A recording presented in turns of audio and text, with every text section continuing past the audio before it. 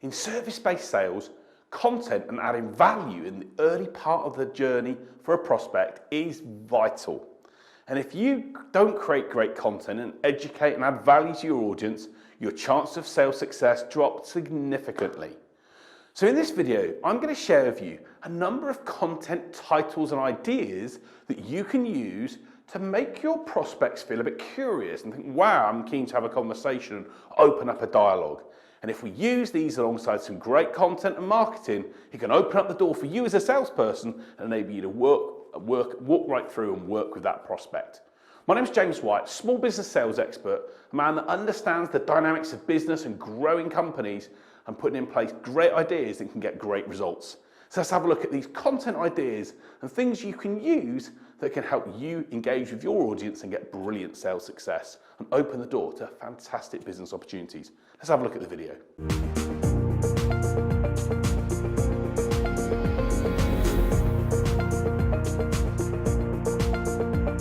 So that was a video I shared maybe 12 to 18 months ago on how important it is to create content to engage with your audience. Content is essential if you're in sales, especially from a professional services perspective, especially if you want to charge higher rates for what you do and what you're about. You have to go in and create value with the prospect before they start to think, yeah, okay, I'm going to start working with this person. Value is about things that create intrigue, it creates insight, it makes someone think, I didn't know that, or wow, I didn't realize that, or make them think, wow, that's a bit different. And what we want to be able to do is if we're engaging with an outbound process with LinkedIn or social media, and you go to someone and say, do you want to buy from me? The reaction you're going to get is going to be poor. People don't want to be sold to. But if you can talk about a problem or a challenge that that prospect's got, and then give them access to something insightful, a piece of content, a piece of material that could be like intriguing, then the chances are it's going to increase your chance of success. It's not going to guarantee it, but it's going to make them feel more intrigued to want to have that conversation with you, or at least receive that material. But the titles you use for that content is so critical. If the content is boring and is just a bit staid and doesn't focus on being relevant for the other person, the chances are you're going to fail. But here is a number of content ideas that you can use.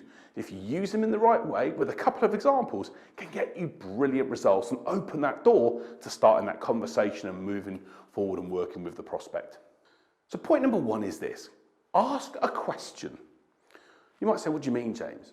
If you create a really intriguing question within a piece of content, then what it does is it makes the prospect think, well, I'm not sure what I would do in that situation. An example could be, let's just say you're in the financial services industry. You might want to be working with a prospect who has got a lot of money and a lot of resources, but maybe asking the questions such as, how will your kids treat your financial fortune once it gets given to them? Or maybe a question such as, what will your son or daughter do with 1.4 million as an inheritance? Really puts in the mind of the other person, wow, I haven't thought about that. Or it might be a question such as, how will a large amount of money affect your family for good or for bad? Putting in a question really encourages the person you're trying to engage with to think and to make them go, I'm not sure.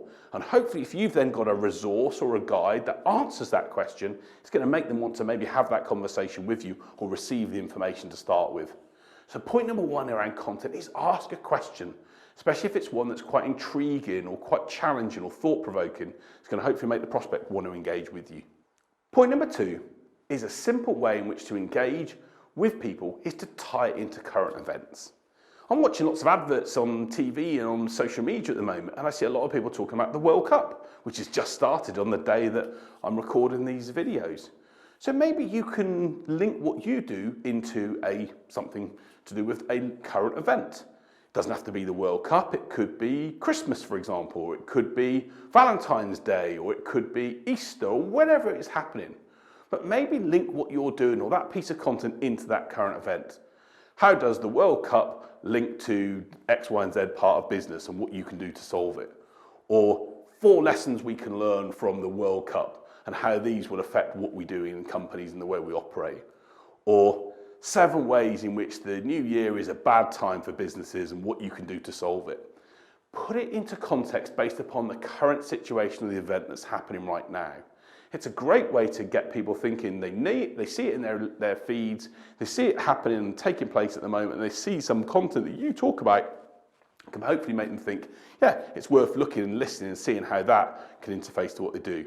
It's an idea, it's a thought, tie it into topical events, things that people are interested in, especially that you know your target persona is interested in, and it's a way to hopefully open that door. So the third type of content you could use when you're looking to engage with a potential prospect is to give the prospect a command. Now you might be thinking, well, why would I give a command to a prospect I don't know?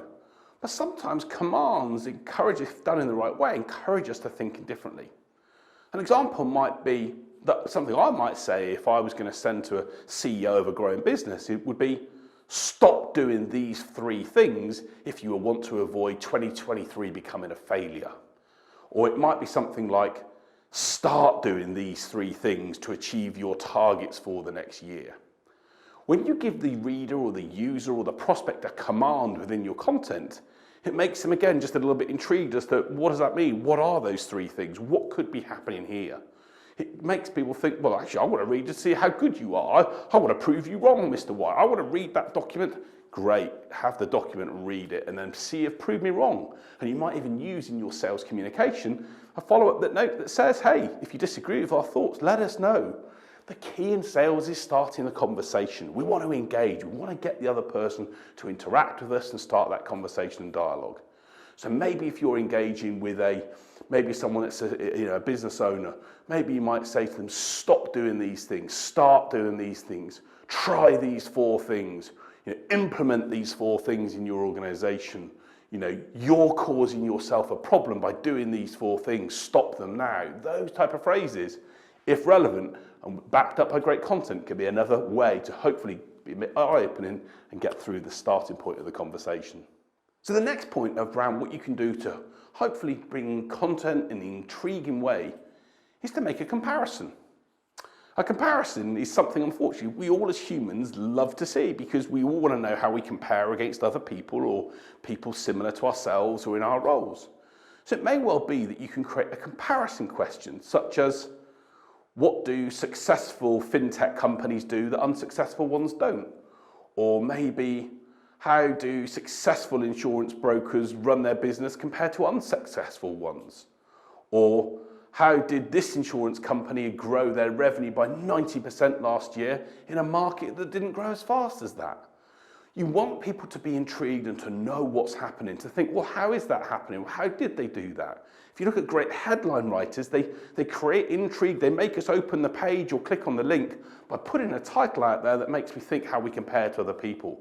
So making a comparison is a simple way to do that. And again, if your document or the presentation or graphic or video you share can then show them how they can do that, how they can achieve that, and how what you offer can make that problem go away, it's going to hopefully open up the conversation. It's certainly going to value stack. It's going to make them think you're useful, and it's going to hopefully help them start that conversation with you.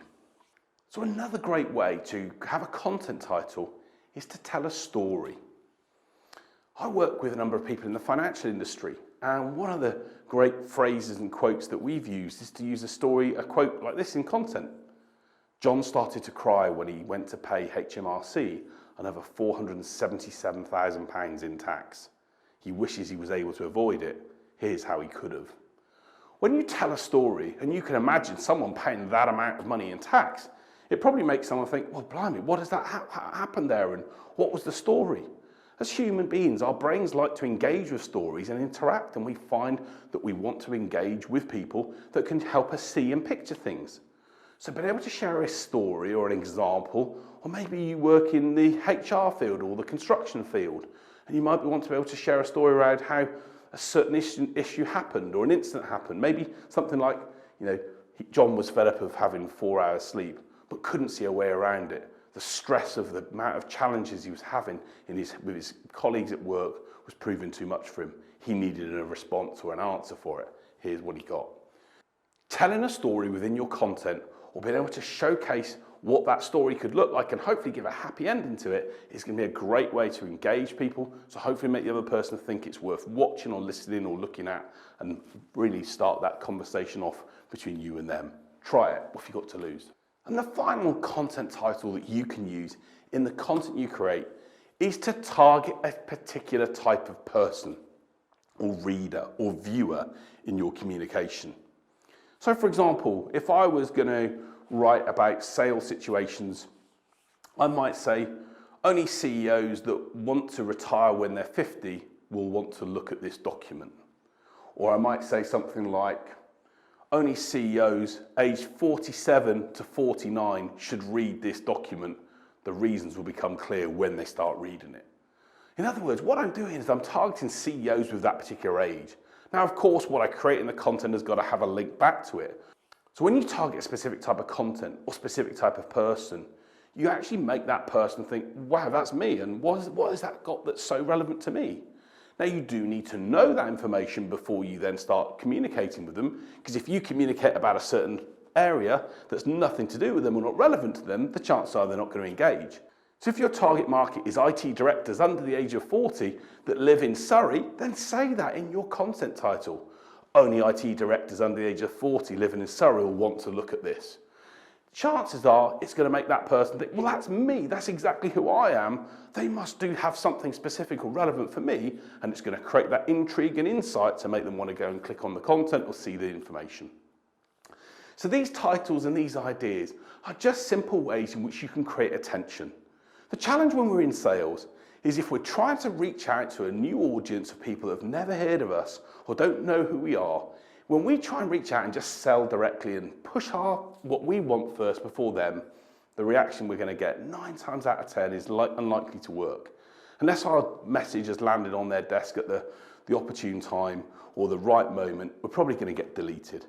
But if we want to create intrigue, if we want to engage, if we want to build outbound prospecting funnels that work, start using some of these content titles. Start giving the reader a command. Start linking it into things that are going on at the moment. Start asking questions. Start telling stories. Start being specific in your content and the ideas that you put in place. And if you do that, you're going to hopefully get more people interacting and biting on some of those opportunities and tempted bits of content to engage with you, start the dialogue, and see if you can take it forward from there. Whatever you do though, content is critical. You have to value stack. You have to give before you get. You have to show that you can help make that prospect's world a better place. And great content, whether it's done through video, graphics, podcasts, documents, guides, blogs, whatever, is a brilliant way of doing that and elevates you as a sales and business person. So create content, create intriguing titles, put those things in place, start adding value in the prospect journey, and better things are going to happen for you and your business. I hope that's helped you. My name's James White. I'm a small business sales expert. I've got thousands of resources of great tips of content on my YouTube channel and on my videos and everywhere on my social media network. Please help yourself to them. Use them to get better results. But of course, if you want to have a conversation with me, if what I've done here has intrigued you, let me know. Put it in the comment section below and let's arrange a time to chat. Thanks for watching and look forward to sharing the videos with you next Saturday. Have a great week.